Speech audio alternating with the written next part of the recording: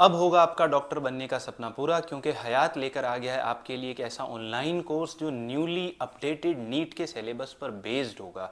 एक ऐसा कोर्स जिसके अंदर आपको नीट की कंप्लीट तैयारी कराई जाएगी, बिल्कुल बेसिक से लेकर जितना नीट का कंप्लीट प्रिपरेशन होता है वो आपको कराया जाएगा। बच्चों, आपने 10th के बाद अगर 11th में बायोलॉजी लिया है तो आप बिल्कुल टेंशन फ्री हो जाइए। अब आप घर बैठकर ऑनलाइन तैयारी करेंगे। अगर आप क्लासेस नहीं आ सकते, अगर दूरी आपके लिए मैटर बन रही है, तो हयात आपको घर बैठे बैठे नीट की A1 बढ़िया तैयारी कराएगा, जिसके अंदर आप अपना सिलेक्शन ले सकते हैं। बच्चों, हम आपको पढ़ाएंगे बायोलॉजी। बच्चों, बायोलॉजी एक ऐसा सब्जेक्ट नीट के लिए जो 50% पोर्शन कवर करता है। बच्चों, 50% में आपका फिजिक्स और केमिस्ट्री और 50% के अंदर बायोलॉजी, एक ऐसा सब्जेक्ट जो आपको ये बताएगा कि हम लिविंग कैसे रहते हैं। एक ऐसा सब्जेक्ट जिसको पढ़ने के बाद आपको ये समझ में आएगा कि हमारे आसपास इतने ऑर्गेनिजम्स नेचर ने क्यों बनाए, इन ऑर्गेनिज्म से हमको क्या फ़ायदा होता है, इन ऑर्गेनिज्म को हम कैसे अपने लिए इस्तेमाल करते हैं। एक ऐसा सब्जेक्ट जो फैक्चुअल होगा, कंसेप्चुअल होगा, जिसके अंदर बहुत सारी चीज़ें आपको याद करनी, समझनी, और जिनको पढ़कर आपको सही में समझ में आएगा कि हाँ, हम कैसे लिविंग रहते हैं।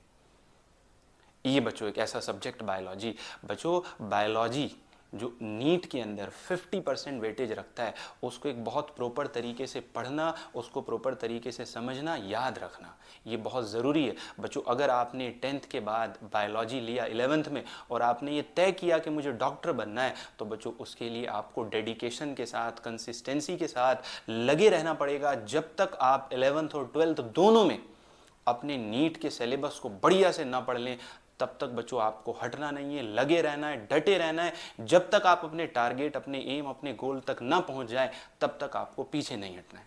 बच्चों, सबसे पहले हम पूरा कंप्लीट सिलेबस समझ लेते हैं कि हमको 2 साल की अपनी इस तैयारी में 11th और 12th कंप्लीट पढ़कर, 11th और 12th कंप्लीट पढ़कर हमें इसमें क्या पढ़ना है सिलेबस।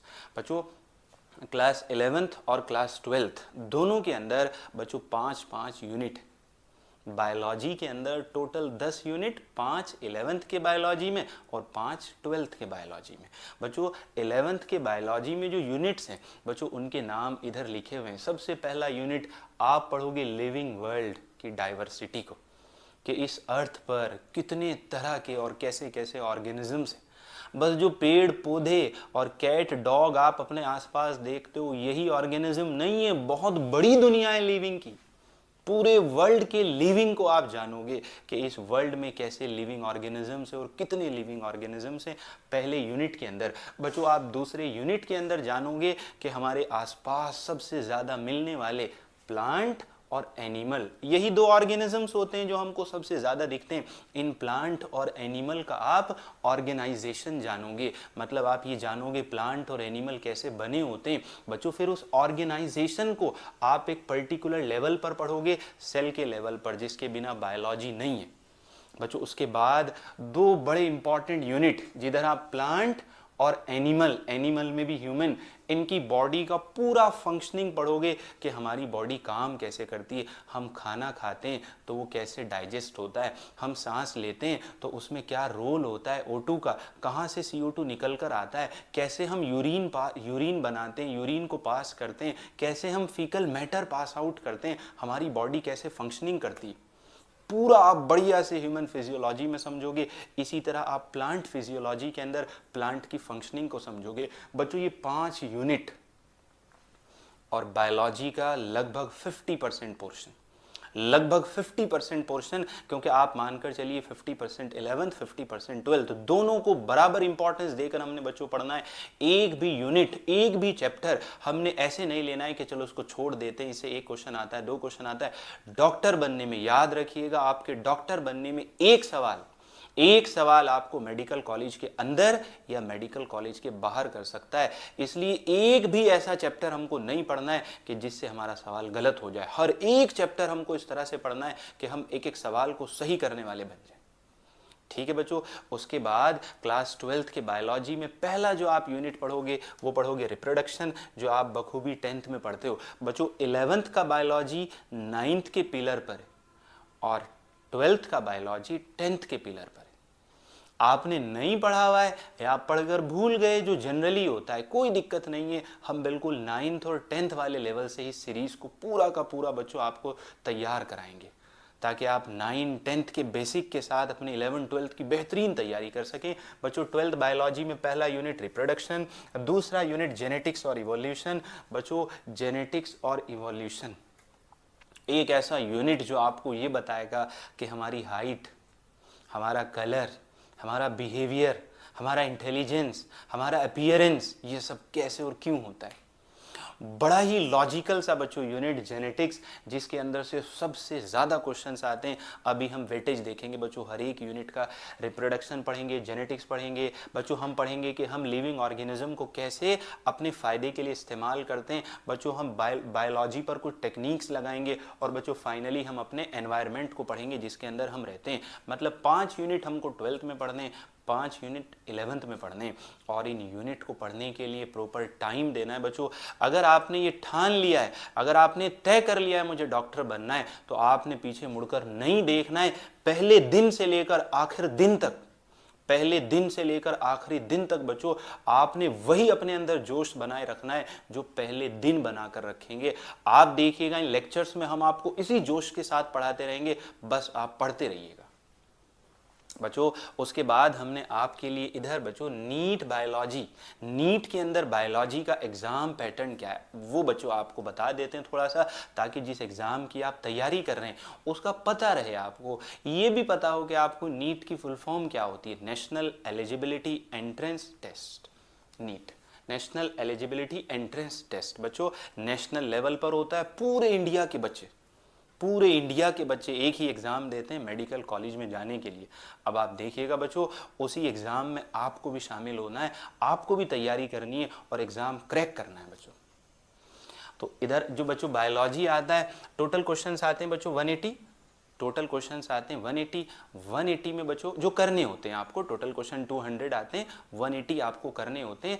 90 क्वेश्चंस बायोलॉजी के करने होते हैं और 90 में फिजिक्स और केमिस्ट्री होता है बच्चों। हम इधर पैटर्न आपको समझा देते हैं। बायोलॉजी को हम डिवाइड कर देते हैं 2 ग्रुप में, जिधर हम एनिमल के बारे में पढ़ देते हैं, जिधर हम एनिमल के बारे में पढ़ेंगे उसको हम बच्चों जूलॉजी बोल देते हैं, और जिधर हम प्लांट के बारे में पढ़ेंगे उसको हम बॉटनी बोल देते हैं बच्चों। तो हमने एक एनिमल वाला पोर्शन कवर करना है, एक प्लांट वाला, मतलब हमने बायोलॉजी को डिवाइड कर देना है जूलॉजी और बॉटनी में बच्चों। दोनों के लगभग बराबर से क्वेश्चंस होते हैं बच्चों। इधर लिखा हुआ है कि आपको जो है ना बॉटनी वाला जो पोर्शन होगा उसके अंदर 2 सेक्शन मिलेंगे, सेक्शन ए और सेक्शन बी। अब मैं आपको बता देता हूं कि आपके क्वेश्चन पेपर का पैटर्न कैसे होने वाला है।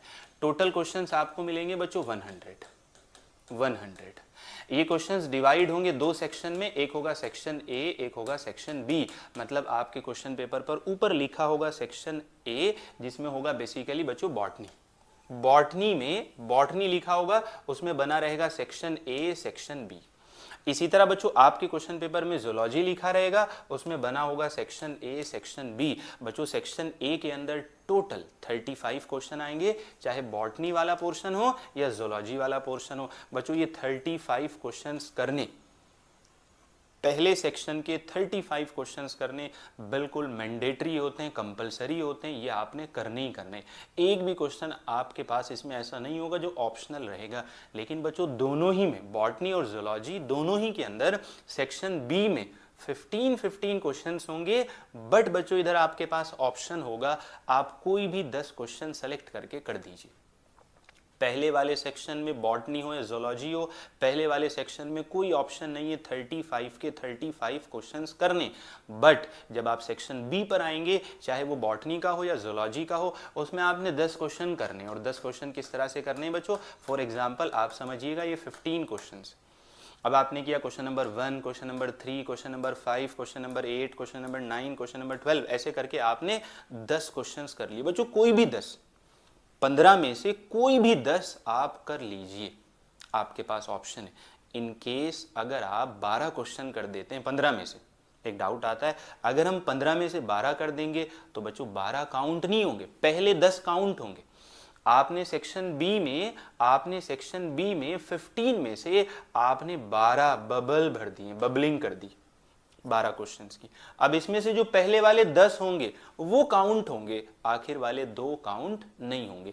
ये बच्चों पैटर्न है। टोटल 100 क्वेश्चंस आएंगे, 50-50 डिवाइडेड होंगे, 50 बॉटनी, 50 जोलॉजी, जिसमें सेक्शन ए में 35, सेक्शन बी में 15। इधर भी वैसे ही बच्चों 35 ये करने, 35 ये करने, तो कितने हो गए 70। 10 इधर करने, 10 इधर करने, कितने हो गए 20। तो टोटल करने वाले क्वेश्चन कितने हो गए 90। आपको टोटल 90 क्वेश्चंस करना। तो बच्चों 90 क्वेश्चंस आपको अगर सही करने तो सही तरीके से आपको तैयारी करनी होगी। आप अपना टारगेट बनाइए कि हम बायोलॉजी के अंदर 90 के 90 क्वेश्चंस सही करेंगे। उनको सही कराना ये हमारी जिम्मेदारी है। आपको ठान लेना और ठानने के बाद उसके अकॉर्डिंग एक एक दिन लगातार कड़ी मेहनत के साथ अपने आप को तैयार करना बच्चों, ये आपका काम है। जैसे आप पहले दिन से पढ़ेंगे, पहला लेक्चर पढ़ेंगे, पहला टॉपिक पढ़ेंगे, बिल्कुल वैसे ही आप आखिरी दिन तक, आखिरी टॉपिक, आखिरी लेक्चर तक पढ़ेंगे, तब जाकर कहीं आप बच्चों एक अच्छे डॉक्टर बन पाएंगे।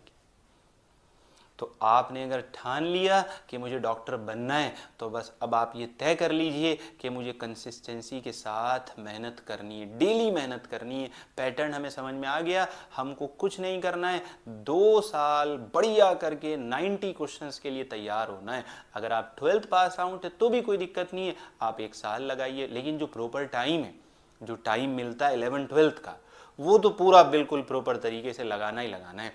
ठीक है बच्चों, इसके बाद हमने सिलेबस देख लिया, अपना क्वेश्चंस का पैटर्न देख लिया बच्चों। इसके बाद हम थोड़ा सा वेटेज देख लेते हैं। इधर वेटेज लिखा हुआ है, मैं बात कर लेता हूं बच्चों जो सबसे इंपॉर्टेंट। देखो बाकी ये वेरी करता रहता है, ये बिल्कुल कांस्टेंट नहीं होगा, कम ज़्यादा होता रहता है।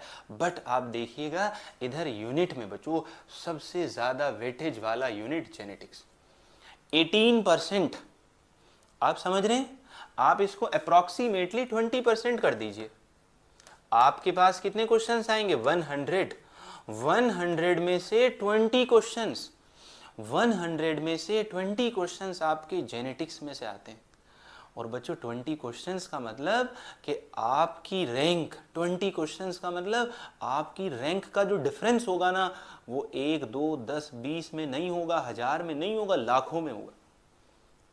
सबसे ज़्यादा वेटेज वाला बच्चों जेनेटिक्स वाला यूनिट होगा हमारा। उसके बाद बच्चों अगर हम 11th में देखें, सबसे ज़्यादा वेटेज वाला ह्यूमन फिजियोलॉजी, पहला ही यूनिट जो हम पढ़ने वाले हैं बच्चों, डाइवर्सिटी, 14% का वेटेज होगा।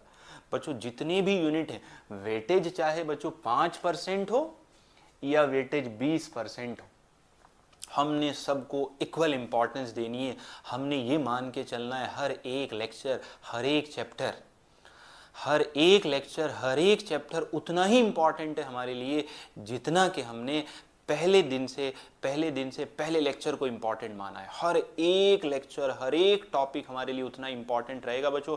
मैंने बता दिया, एक क्वेश्चन या तो बाहर या अंदर मेडिकल कॉलेज के, इतना इंपॉर्टेंट होता है।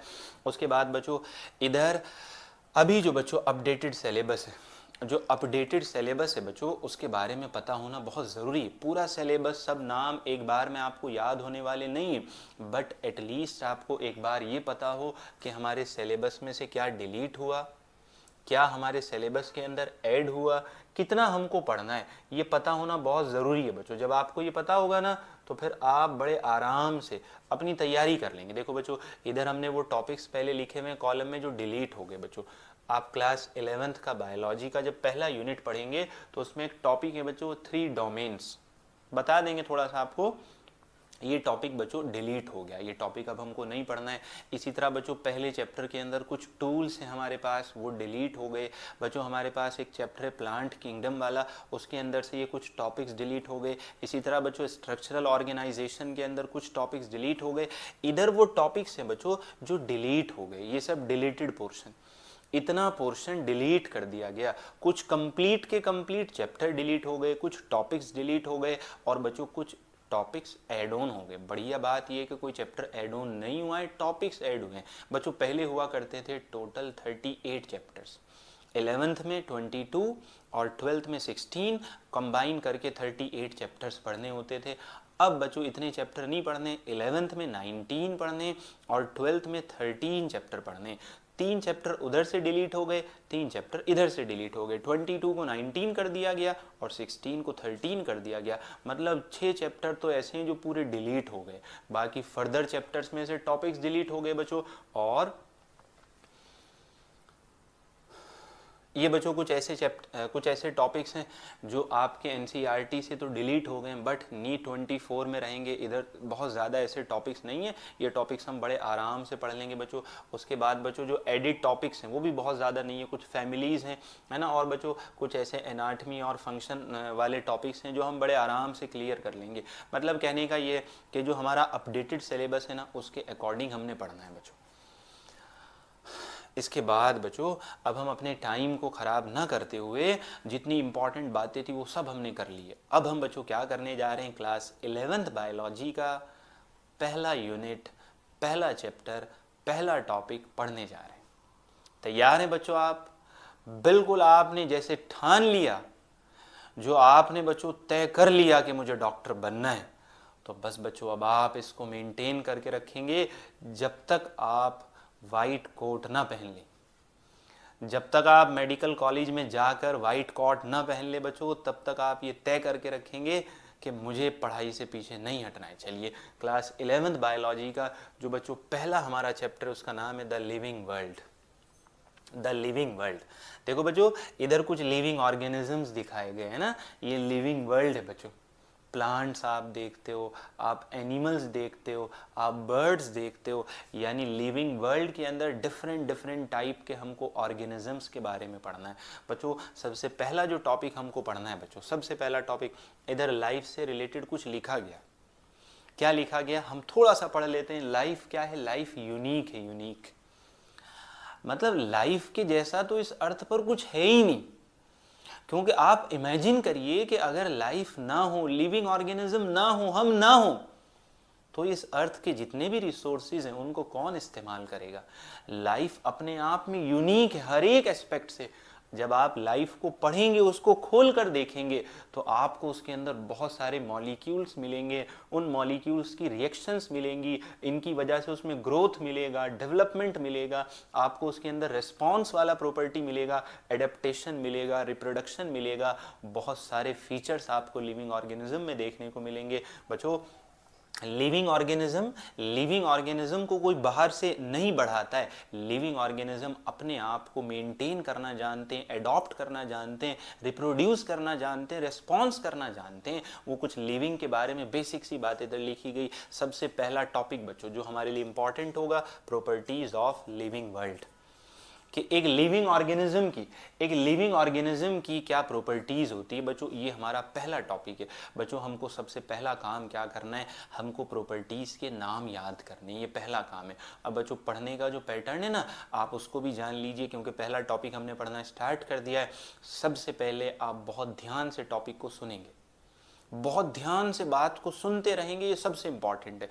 आप बहुत ध्यान से सुनकर उसको अच्छे से अपने दिमाग में रखेंगे, अरेंज करते रहेंगे। पहले मैंने ये बताया, फिर ये बताया, फिर ये बताया। सबसे पहले आप सुने, उसको याद करें, फिर सुनकर याद कर कर फिर अपनी कॉपी में लिखें, और बच्चों डेली उसका रिवीजन करते रहें। सबसे बढ़िया तरीका होता है याद रखने का, आप डेली रिवीजन करते रहें, डेली आप पहले पेज से पढ़ते रहें। इससे बढ़िया तरीका कुछ नहीं होता पढ़ने का। तो बच्चों सबसे पहला टॉपिक जो आपने चैप्टर लिखकर, chapter number 1 the living world, chapter number 1 the living world लिखकर पहला जो हेडिंग बच्चों याद करना है, सबसे पहला हेडिंग आपके लिए बायोलॉजी का, प्रॉपर्टीज ऑफ लिविंग ऑर्गेनिज्म। एक लिविंग ऑर्गेनिज्म की क्या खासियत होती है बच्चों, प्रॉपर्टीज को ही कुछ और नाम दे देता है। जैसे प्रॉपर्टीज को लिखकर देगा, कैरेक्टरिस्टिक्स लिख देगा, फीचर लिख देगा, प्रॉपर्टी लिख देगा, सबका एक ही मतलब है बच्चों। लिविंग ऑर्गेनिज्म की कैरेक्टरिस्टिक होती है growth, reproduction, cellular organisation, metabolism. क्या प्रॉपर्टी होती है? Growth, reproduction, cellular organisation, growth, reproduction, metabolism, cellular organisation, consciousness बच्चों। ये 5 प्रॉपर्टी याद करने, पहले ग्रोथ याद करना है, रिप्रोडक्शन याद करना है, मेटाबॉलिज्म याद करना है, उसके बाद हमको याद करना है सेलुलर ऑर्गेनाइजेशन और कॉन्शियसनेस। ये 5 प्रॉपर्टी लिविंग ऑर्गेनिज्म में देखी जाती है। 1 बाय 1 करके हमको ये प्रॉपर्टी पढ़नी है बच्चों। सबसे पहला प्रॉपर्टी हम पढ़ेंगे ग्रोथ। बच्चों ग्रोथ का मतलब क्या होता है, अगर आपको बताना व्हाट इज ग्रोथ, आप बताएंगे एक वर्ड में ग्रोथ का मतलब होता है इंक्रीज होना, एक वर्ड में आप ग्रोथ का मतलब बताएंगे इंक्रीज होना, बढ़ना। अगर आपसे पता किया जाए कि ग्रोथ का क्या मतलब होता है, आप कहेंगे ग्रोथ का मतलब होता है इंक्रीज होना। अब आप कोई भी ग्रोथ देख लीजिए, उसमें इंक्रीज तो आएगा ही आएगा। बच्चों यहाँ जो हम लिविंग ऑर्गेनिज्म की ग्रोथ देख रहे हैं, उसमें इंक्रीज होना नंबर का और मास का।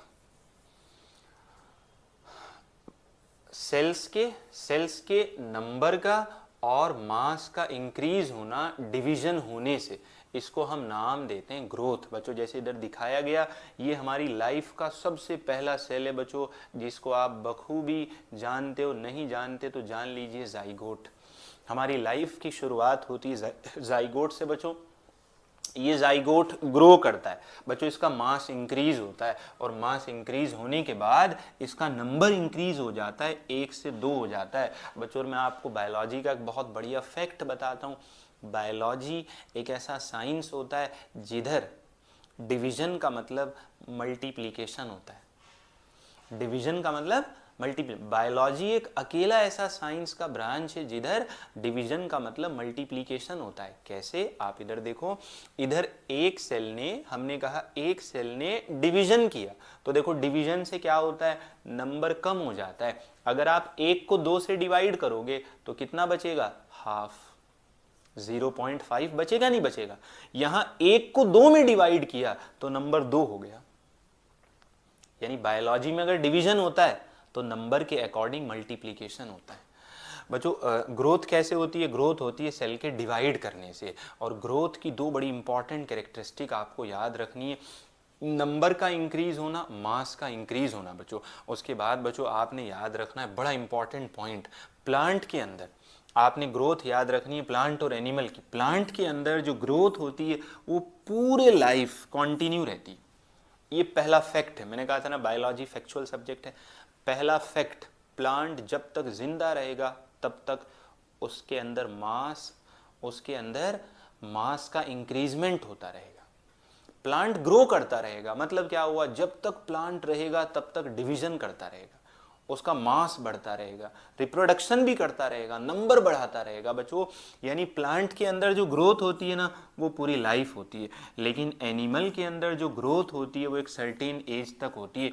आप एनिमल को देखो बच्चों, आप एनिमल को देखो, जैसे इधर एग्जाम्पल दिखाया गया, देखो बच्चों, ये एग, ये हैच हुआ बच्चों, इससे एक चूजा निकला, अंडे के टूटने से एक चूजा निकला, देखो ये ग्रो किया, इसकी ग्रोथ हो रही है, मतलब इसका मास बढ़ रहा है, इसकी बॉडी में मास का इंक्रीजमेंट हो रहा है, इसकी ग्रोथ चल रही है।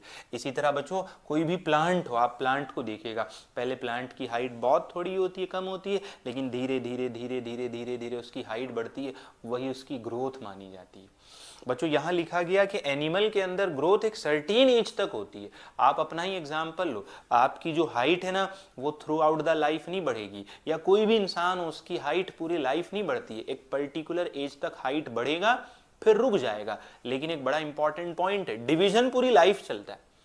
हमारी बॉडी के अंदर डिवीजन पूरी लाइफ होता है, हाइट पूरी लाइफ नहीं बढ़ती। अब क्यों नहीं बढ़ती है? जब हम धीरे धीरे बायोलॉजी पढ़ते जाएंगे बात समझ में आती जाएगी।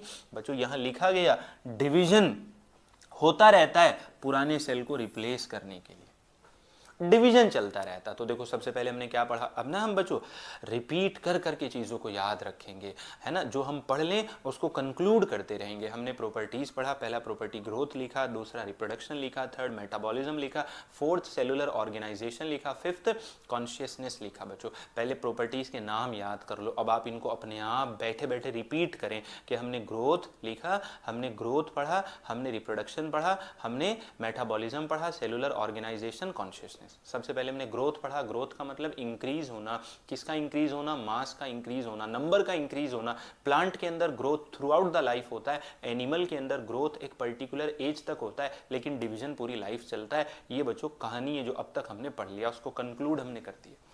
इसके बाद बच्चों आप देखें इधर ग्रोथ से रिलेटेड और आपको क्या याद होना चाहिए बच्चों, अगर हम ये मान लें, बहुत ध्यान से आपने बात समझनी है, अगर हम ये मान लें कि ग्रोथ का मतलब क्या है, इंक्रीज इन मास, और मास इंक्रीज होगा तो साइज इंक्रीज होगा। अगर हम ये मान लें कि ग्रोथ का मतलब होता है मास का इंक्रीज होना, तो इस हिसाब से बच्चों नॉन लिविंग ऑब्जेक्ट भी ग्रो करते हैं। मेरी बात ध्यान से सुनिएगा। हमने कहा ग्रोथ लिविंग ऑर्गेनिज्म का प्रॉपर्टी है। कैसे कि ग्रोथ में मास बढ़ता है और लिविंग ऑर्गेनिज्म का मास बढ़ता है। अगर हम मास के बढ़ने को ग्रोथ मान लें कि मास का बढ़ना ग्रोथ है, तो बेटा फिर तो नॉन लिविंग भी ग्रो करेगा। कैसे ग्रो करेगा? मेरे पास ये पेन है बच्चों, इसके ऊपर मैं मटेरियल ऐड कर दूं, इसके ऊपर मटेरियल ऐड कर दूं तो इसका मास बढ़ेगा नहीं बढ़ेगा? बिल्कुल बढ़ेगा। आपकी कॉपी है, आप अपनी कॉपी को जो पूरा लिखकर भर देते हो तो आप फील कीजिएगा वो थोड़ा सा भारी हो जाता है, क्योंकि इंक का मास उसमें ऐड हो जाता है। एक खाली कॉपी लेना उतनी ही और वैसी ही, और एक वैसी ही भरी हुई कॉपी लेना, आप देखेंगे भरी हुई कॉपी का मास ज़्यादा होगा। यानी कॉपी का मास बढ़ता गया। कब? जब आप उसमें लिखते गए। यानी अगर मास बढ़ना ग्रोथ होता है, अगर मास का बढ़ना ग्रोथ होता है, तो इसका मतलब तो ये हुआ कि नॉन लिविंग भी ग्रो करते हैं। बिल्कुल करते हैं बच्चों, यही यहाँ लिखा हुआ, यही लाइन यहाँ लिखी हुई है। अगर हम बेसिकली ग्रोथ होता है increase in mass and size, mass बढ़ेगा साइज बढ़ेगा, इसीलिए नॉन लिविंग ऑब्जेक्ट भी ग्रो करते हैं। कैसे ग्रो करते हैं? अगर आप उनकी सरफेस पर मटेरियल को एक्यूमुलेट कर देंगे, जमा कर देंगे। ये नीट में आने वाला क्वेश्चन है बच्चों। ये जो अभी हम पढ़ रहे हैं ना, ये नीट का क्वेश्चन है, समझिएगा। आप अपनी तैयारी का पहला क्वेश्चन ध्यान से सुनिएगा। पहला क्वेश्चन है ये जो नीट में आता है। आपसे पता किया जाए ग्रोथ का क्या मतलब है, आप बताएंगे इंक्रीज होना। किसका? मास का इंक्रीज होना। ठीक है। ग्रोथ लिविंग में होती है? हाँ बिल्कुल होती है। क्या नॉन लिविंग में होती है? हाँ बिल्कुल होती है। कैसे? नॉन लिविंग का मास बढ़ जाता है अगर आप उसकी सरफेस पर मटेरियल को जमा कर दें।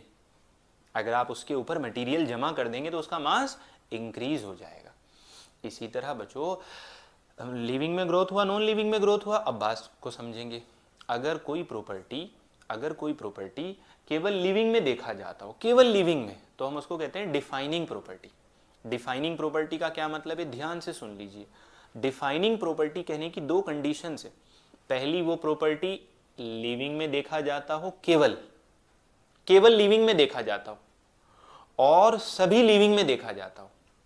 डिफाइनिंग प्रॉपर्टी, हम उस प्रॉपर्टी को कहेंगे जो केवल लिविंग में होता हो और हर एक लिविंग में होता हो बिना किसी एक्सेप्शन के। अगर कोई प्रॉपर्टी केवल लिविंग में मिल जाए और सभी लिविंग में मिल जाए, आप तय कर लेना ये डिफाइनिंग प्रॉपर्टी। अब देखो, ग्रोथ लिविंग में होता है, बट केवल लिविंग में ही नहीं होता, नॉन लिविंग में भी होता है। ग्रोथ लिविंग में होता है, बात सही है, बट केवल लिविंग में नहीं होता, नॉन लिविंग में भी होता है। इसलिए हम ग्रोथ को डिफाइनिंग प्रॉपर्टी नहीं कहेंगे। ग्रोथ सभी लिविंग में होता है, बात सही है, बट जो पहली बात है ग्रोथ केवल लिविंग में होता है, ये गलत है। इसीलिए बच्चों इधर लिखा गया ग्रोथ डिफाइनिंग प्रॉपर्टी नहीं है। ग्रोथ डिफाइनिंग प्रॉपर्टी नहीं। ग्रोथ का मतलब मास का बढ़ना। मास केवल लिविंग का नहीं बढ़ता, नॉन लिविंग का भी बढ़ जाता है अगर उसकी सरफेस पर हम मटेरियल को जमा कर दें। लेकिन लिविंग और नॉन लिविंग की ग्रोथ में एक बहुत बड़ा फर्क होता है बच्चों। लिविंग की ग्रोथ अंदर से होती है, डिवीजन होने से, और नॉन लिविंग की ग्रोथ बाहर से होती है, मटेरियल जमा करने से। जब लिविंग ग्रो करेंगे तो अंदर से ग्रो करेंगे, डिवीजन होने से। कभी देखा है तुमने कि कोई मटेरियल जमा करता हो किसी लिविंग के ऊपर और उसकी ग्रोथ हो जाती हो? आप अपनी बॉडी पर कितने कपड़े पहन लो, आप अपनी बॉडी पर कितना मटेरियल जमा कर लो, वो आपकी ग्रोथ नहीं है। आपकी ग्रोथ तब मानी जाएगी जब आपके सेल्स का डिवीजन होगा। आप अपनी बॉडी की सरफेस पर कितने कपड़े डाल लो, कितना मटेरियल डाल लो, मास तो बढ़ जाएगा बट ग्रोथ नहीं होगी। देखो ध्यान से समझो, आप अपनी बॉडी के ऊपर कितना वेट रख लो, आपका मास बढ़ जाएगा बट वो आपकी ग्रोथ नहीं होगी। क्यों बच्चों? क्योंकि बायोलॉजिकली ग्रोथ लिविंग ऑर्गेनिज्म का अंदर से होता है, और अंदर से होने वाले ग्रोथ को इंट्रिंसिक ग्रोथ बोला जाता है। Intrinsic growth. तो लिविंग ऑर्गेनिज्म का ग्रोथ कैसा होता है? Intrinsic growth. In living organism growth is from inside. अब ये जो पॉइंट इधर लिखे हुए ना, इनको आप अपनी कॉपी में नोट करते रहेंगे। फिर बच्चों हम प्रॉपर तरीके से इनका रिवीजन करते रहेंगे। जो हम लिख रहे हैं बढ़िया से इनको लिख कर पढ़ते रहें। कोई भी डाउट हो आपका, कोई भी डाउट हो, आप वो डाउट पता करें। फिर आप बढ़िया से बस अपना इनको याद रखें। इसके बाद देखो बच्चों, ग्रोथ हमने कंप्लीट कर लिया, ग्रोथ वाला प्रॉपर्टी कंप्लीट हो गया। यानी ग्रोथ के अंदर देखो हमने क्या जान लिया, ग्रोथ का मतलब क्या होता है, और ग्रोथ केवल लिविंग में नहीं होता, ग्रोथ नॉन लिविंग के अंदर भी होता है। अब हम दूसरे प्रॉपर्टी पे आ जाते हैं, रिप्रोडक्शन। बच्चों रिप्रोडक्शन का क्या मतलब है, अगर मैं आपको समझाऊं, एक ऑर्गेनिज्म से नए ऑर्गेनिज्म का बनना रिप्रोडक्शन कहलाता है। जो बनते हैं उनको प्रोजेनी बोला जाता है। इधर दिखाया हुआ है, एक एग से नया एक, इसको चूजा बोल देते हैं, जिसको चीक भी बोला जाता है, एक नया चीक निकला। इधर आप देखो, एक ऑर्गेनिज्म से दो बन रहे हैं, ये सब बैक्टीरिया, ये माइक्रो ऑर्गेनिज्म आपके सामने दिखाए गए। एक ऑर्गेनिज्म से अगर नया ऑर्गेनिज्म बन जाए तो हम उसको रिप्रोडक्शन नाम देते हैं। बच्चों उधर लिखा गया, it is the production of progeny, it is the production of progeny, progeny को बनाना, ऐसा प्रोजेनी बनाना जिसके फीचर पेरेंट्स के जैसे हों। बनाने वाला पेरेंट्स होता है, जो बनते हैं वो प्रोजेनी होते हैं। अपने जैसे प्रोजेनी बनाना, ये रिप्रोडक्शन है। रिप्रोडक्शन दो टाइप से होता है, बहुत बेसिक सी बात है, असेक्सुअली और सेक्सुअली। बच्चों सेक्सुअली और असेक्सुअली इन रिप्रोडक्शन में क्या डिफरेंस होता है, इस बात को समझो। एक ऑर्गेनिज्म से नया बनना रिप्रोडक्शन है। अब देखो, इस पेन में रिप्रोडक्शन नहीं हो सकता, इस पेन में रिप्रोडक्शन नहीं हो सकता। अगर पेन में रिप्रोडक्शन होता ना तो हमें लाइफ में दूसरा पेन खरीदना ना पड़ता। एक पेन लाते रिप्रोडक्शन करके नया, एक कॉपी लाते रिप्रोडक्शन करके नई कॉपी। नॉन लिविंग अपने अंदर से नया नॉन लिविंग नहीं बना सकता, ये इंपॉर्टेंट है बच्चों। नॉन लिविंग अपने अंदर से नया नॉन लिविंग नहीं बना सकता, लिविंग अपने अंदर से नया लिविंग बना सकता है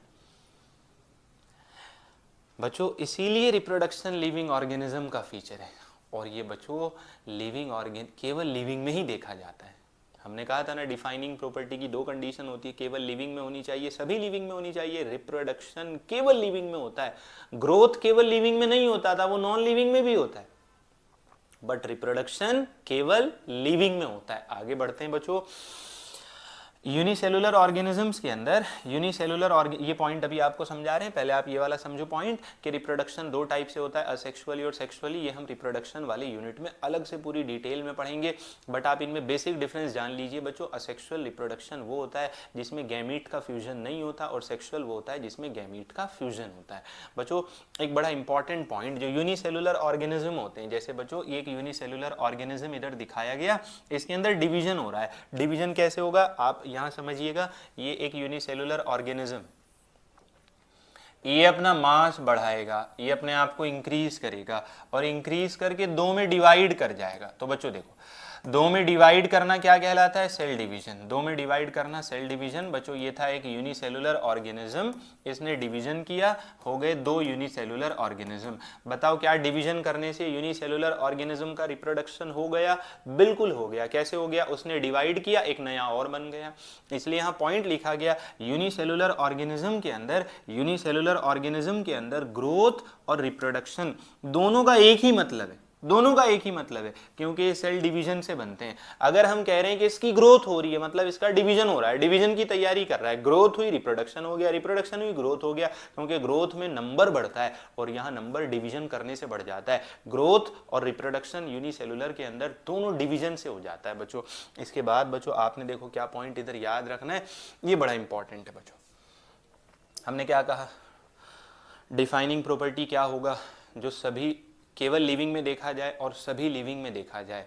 बच्चों रिप्रोडक्शन केवल लिविंग में होता है, बट इस अर्थ पर कुछ ऐसे भी ऑर्गेनिजम्स देखे जाते हैं, इस अर्थ पर कुछ ऐसे भी ऑर्गेनिजम्स देखे जाते हैं जो रिप्रोडक्शन नहीं करते, मतलब वो अपने अंदर से नया ऑर्गेनिज्म नहीं बना सकते, उनको बनाने का तरीका अलग होता है, वो आपको बताएंगे।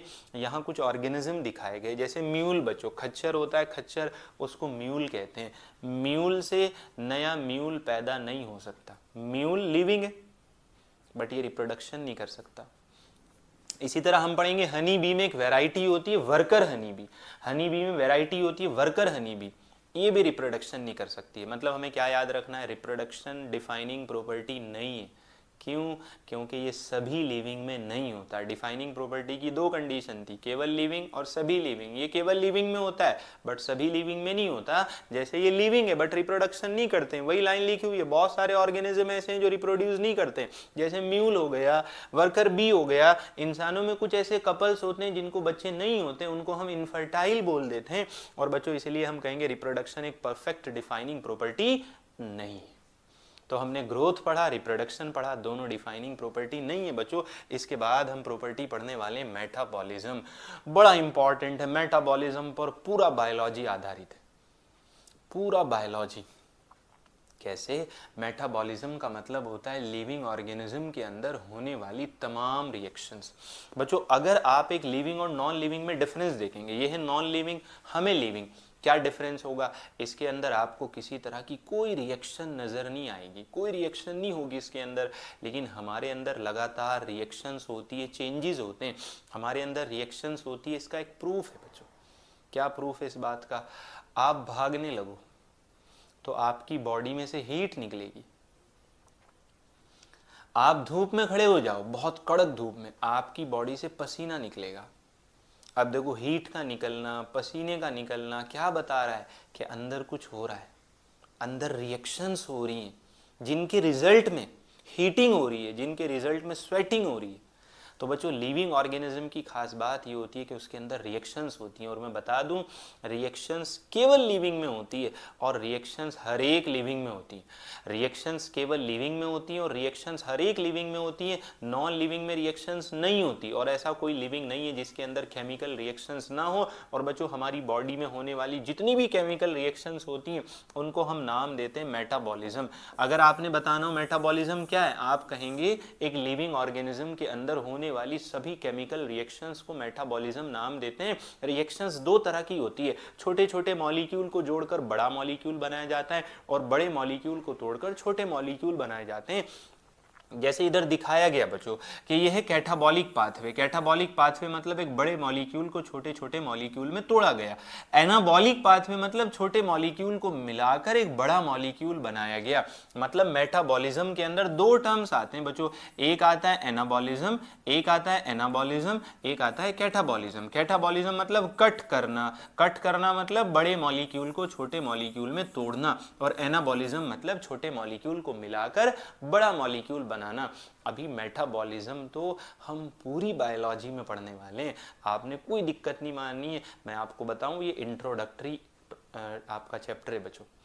लेकिन इधर से एक क्वेश्चन बनता है, जो पॉइंट आपको डिफाइनिंग प्रॉपर्टी वाला बताया जा रहा है ना, वहीं से क्वेश्चन बनता है। इसलिए हमने कहा कि हमने हर एक टॉपिक को बढ़िया से कवर करना है। मेटाबॉलिज्म क्या होता है? It is the sum total of all biochemical reaction taking place inside a living system.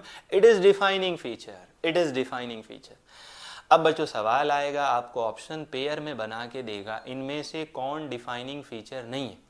आपको बना के देगा defining feature, growth, metabolism, reproduction, metabolism, growth, reproduction. अभी ये पढ़ लेंगे तो ये भी समझ में आ जाएंगे। ग्रोथ और रिप्रोडक्शन, ग्रोथ और रिप्रोडक्शन ये डिफाइनिंग नहीं है, ये तीनों डिफाइनिंग है। एक तो समझ में आ गया कैसे डिफाइनिंग है, कि मेटाबॉलिज्म केवल लिविंग में होता है और सभी लिविंग में होता है। इसके बाद बच्चों फोर्थ हमने जो प्रॉपर्टी पढ़ना है बच्चों, यहाँ एक पॉइंट लिखा हुआ है, मेटाबॉलिक रिएक्शंस को हम बॉडी के बाहर लेबोरेटरी में करा सकते हैं, बट जो बॉडी के बाहर वाली रिएक्शंस होती हैं उन रिएक्शंस को हम लिविंग नहीं मानते। मतलब हमारी बॉडी में जो रिएक्शन हो रही है ना, उस रिएक्शन को हम लेबोरेटरी में कराकर देख सकते हैं, लेकिन जब हम उस रिएक्शन को लेबोरेटरी में कराएंगे तो उस रिएक्शन को हम लिविंग नहीं मानेंगे। रिएक्शंस हमारी बॉडी में होती है बट हम लेबोरेटरी में भी कराते हैं, लेबोरेटरी में कराई जाने वाली रिएक्शन को हम लिविंग नहीं मानेंगे। Metabolic reactions can be demonstrated outside the body in cell free system. Isolated metabolic reactions in vitro are not living thing but are living reactions. ये दो लाइन बड़ी इंपॉर्टेंट है, आपकी एनसीईआरटी की लाइन है, बढ़िया से समझ लो। मेटाबॉलिक रिएक्शंस को कराया जा सकता है बॉडी के बाहर, जिधर सेल नहीं है उधर। जो आप बाहर रिएक्शंस करा रहे हो, इन विट्रो मतलब outside the body, outside the organism, जो रिएक्शंस आप बाहर करा रहे हो वो लिविंग नहीं है, नॉट लिविंग, लेकिन वो लिविंग की रिएक्शंस है। मतलब लिविंग की रिएक्शन को आप बाहर करा सकते हो बट वो रिएक्शन लिविंग बाहर नहीं कहलाएगा। लिविंग तभी कहलाएगा जब बॉडी के अंदर होगा। इसके बाद बच्चों ये पॉइंट याद रखने, दोनों पॉइंट इंपॉर्टेंट है। इसके बाद बच्चों फोर्थ प्रॉपर्टी सेलुलर ऑर्गेनाइजेशन, ये बड़ा इंपॉर्टेंट प्रॉपर्टी है बच्चों, ये भी केवल लिविंग में देखा जाता है। सेलुलर ऑर्गेनाइजेशन मतलब आप किसी भी ऑर्गेनिज्म को निकालो, प्लांट को निकालो, एनिमल को निकालो, आपको क्या दिखेगा, प्लांट और एनिमल के अंदर छोटी छोटी यूनिट्स होती हैं जिनको हम सेल कहते हैं। प्लांट हो या एनिमल हो, सेल से मिलके बना होता है। और बच्चों लिविंग ऑर्गेनिज्म ही सेल से बने होते हैं, केवल लिविंग सेल से बने होते हैं, और हर एक लिविंग सेल से बना होता है। और जो प्रॉपर्टी केवल लिविंग में मिलता हो, हर एक लिविंग में मिलता हो, उसी का नाम है डिफाइनिंग। बच्चों सेलुलर ऑर्गेनाइजेशन एक डिफाइनिंग प्रॉपर्टी है बच्चों। इसके बाद बच्चों हमें यहाँ कुछ पॉइंट याद रखने। Organism are made up of one or more sales, जैसे अभी हम बता देते हैं, अगर ऑर्गेनिज्म एक सेल से बना हुआ है तो यूनिसेलुलर, बहुत सारे से बना हुआ है मल्टी सेलुलर, और ये केवल और केवल लिविंग में देखा जाता है, इसलिए ये भी डिफाइनिंग प्रॉपर्टी। मेटाबॉलिज्म भी डिफाइनिंग प्रॉपर्टी और सेलुलर ऑर्गेनाइजेशन भी डिफाइनिंग प्रॉपर्टी। बच्चों इसके बाद सबसे इंपॉर्टेंट वाला प्रॉपर्टी, इधर एनिमेशन में बहुत बढ़िया प्लांट आपके सामने दिखाए गए, कॉन्शियसनेस। बच्चों कॉन्शियसनेस क्या समझते हैं कॉन्शियसनेस से आप? अवेयरनेस। बच्चों हर ऑर्गेनिज्म अपने एनवायरनमेंट से अवेयर होता है। मैं आपको इसका एक एग्जाम्पल देता हूँ। इसका क्या एग्जाम्पल? बहुत बढ़िया वाला एग्जाम्पल। आप अभी लेक्चर देख रहे हैं, आपका मोबाइल अगर डेड हो जाए, मतलब बंद हो जाए, तो इस मोबाइल के बंद होने का फर्क आपके ऊपर पड़ेगा, आपके कमरे में नॉन लिविंग पर नहीं पड़ेगा। क्या फर्क पड़ेगा? कि आपकी पढ़ाई रुक जाएगी। फॉर एग्जाम्पल, अगर कमरे में गर्मी बढ़ती है या ठंड बढ़ती है तो उससे दिक्कत आपको होगी, आपकी टेबल, चेयर, पेन, कॉपी को दिक्कत नहीं होगी। आपकी लाइट चली जाती है, कमरे का टेम्परेचर बढ़ जाता है, कोई भी परेशानी, कोई भी चेंज आता है, उससे वहां नॉन लिविंग को दिक्कत नहीं होगी, लिविंग को दिक्कत होगी। क्यों? क्योंकि लिविंग अवेयर होते हैं, लिविंग जागरूक होते हैं, लिविंग के अंदर कॉन्शियसनेस होती है, उनको पता होता है हमारे आसपास चल क्या रहा है। अगर फॉर एग्जाम्पल कहीं घर में, कमरे में आग लग जाए तो निकलकर कौन भागेगा? इंसान, लिविंग। क्या नॉन लिविंग ऑब्जेक्ट निकलकर भाग पाएंगे? नहीं भाग पाएंगे, क्योंकि नॉन लिविंग के अंदर ये प्रॉपर्टी नहीं है कि उसको ये पता चले कि आसपास क्या हो रहा है। ये प्रॉपर्टी केवल लिविंग में, और बच्चों हर एक लिविंग में, ये बड़ा इंपॉर्टेंट वाला प्रॉपर्टी है। कॉन्शियसनेस वाला जो प्रॉपर्टी है ना बच्चों, कॉन्शियसनेस वाला जो प्रॉपर्टी है, ये हर एक लिविंग में होता है। All organisms are aware of their surroundings, it is the defining property of living organism. बच्चों सबसे इंपॉर्टेंट पॉइंट,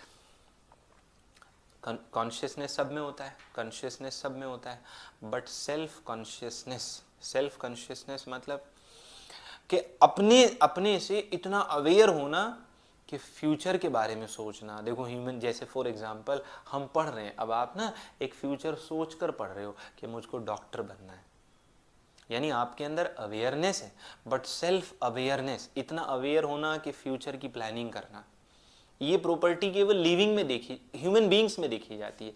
ये प्रॉपर्टी केवल और केवल ह्यूमन बीइंग्स में देखी जाती है बच्चों। इसलिए आपको याद रखना है, सेल्फ कॉन्शियसनेस केवल और केवल ह्यूमन बीइंग्स में होता है, और किसी में ये नहीं देखा जाता।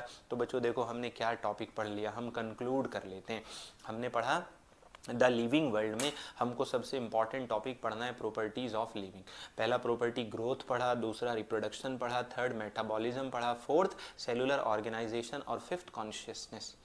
बच्चों पहले दो प्रॉपर्टी डिफाइनिंग नहीं है, रीजन ग्रोथ केवल लिविंग में नहीं होता इसलिए डिफाइनिंग नहीं है, रिप्रोडक्शन सभी लिविंग में नहीं होता इसलिए डिफाइनिंग नहीं है, बाकी मेटाबॉलिज्म हो, सेलुलर ऑर्गेनाइजेशन हो, कॉन्शियसनेस हो, ये डिफाइनिंग प्रॉपर्टी होते हैं, क्योंकि ये प्रॉपर्टी सभी लिविंग में देखे जाते हैं, केवल लिविंग में देखे जाते हैं। बच्चों इधर मैं आपको बता दूं, जो आपने टॉपिक पढ़ लिया, इधर से एक सबसे इंपॉर्टेंट वाला क्वेश्चन जो बनता है, कौन डिफाइनिंग है कौन डिफाइनिंग नहीं है, ये पुराने क्वेश्चन है। नया क्वेश्चन क्या बनेगा, जो थियरी आपको लिखाई गई, जो थियरी इधर आपने अपनी कॉपी में जो लिखी थियरी, उस थियोरी के पॉइंट स्टेटमेंट की फॉर्म में लिख कर आएंगे बच्चों। वो वर्ड्स को चेंज कर देगा। अब आप जानो, आप तैयारी कर रहे हो तो अब आप ये भी जानो कि जो टॉपिक हमने पढ़ा उस टॉपिक से क्वेश्चंस कैसे आएंगे। ये स्टेटमेंट लिख कर देगा बच्चों, ये स्टेटमेंट लिख कर देगा। यहाँ लिख देगा all organisms are not aware, बस वो ये पूरी लाइन लिखेगा, ये पूरी लाइन लिख देगा, बस नोट लगा देगा। वही नोट आपने पहचानना है। यानी एक एक लाइन को इतनी बढ़िया से पढ़ना है आपने कि अगर एक भी वर्ड को चेंज कर दे तो आप एकदम से पहचान ले। और ये कैसे होगा? ये होगा तब आप डेली रिवीजन करेंगे। तो बच्चों हमने अपने चैप्टर का एक टॉपिक पूरा कर लिया। बाकी इसी तरह हम बच्चों दूसरा टॉपिक पढ़ेंगे, डेली हम टॉपिक्स पढ़ेंगे। अब आपने तय कर लेना है कि डेली पढ़ना है और कंसिस्टेंसी के साथ पढ़ना है। ठीक है बच्चों, मिलते हैं अगले लेक्चर में।